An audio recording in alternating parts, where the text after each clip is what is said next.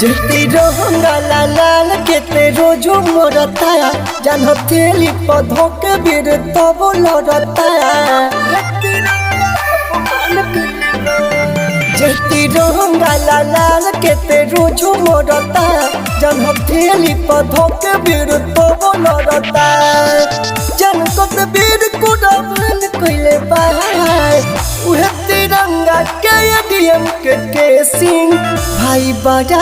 अपमान कइले बा उहे तिरंगा के एडीएम के सिंह भाई बड़ा अपमान कइले बा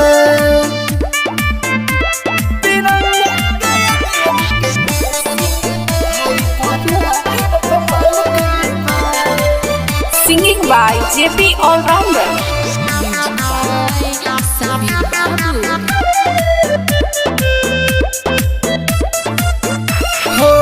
कुर्सी से नीतीश चाचा करो बर्खास्त हो देश द्रोही से अब बन कोनो आस हो कुर्सी से तेज भैया करो बर्खास्त हो देश द्रोही से अब बन कोनो आस हो जेला के त जिंदगी जियान कइले बा उहे तिरंगा के एडीएम के सिंह भाई बड़ा अपमान कइले बा उहे तिरंगा के एडीएम के सिंह भाई बड़ा अपमान कइले बा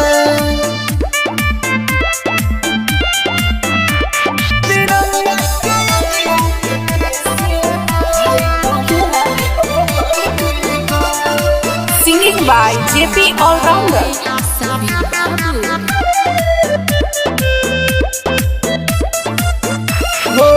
देश हित में हमारा ये कइले बड़ी बापू भैया लोग ये कराया बकोडो न माफू देश हित में हमारा ये कइले बड़ी बापू करी हो न रूपलाल कलिम दिख रंजन माफू चला राउंडर जेपी गोली खइले बा ओही तिरंगा के एडीएम के सिंह भाई बड़ा अपमान कइले बा ओही तिरंगा के एडीएम के सिंह भाई बड़ा अपमान कइले बा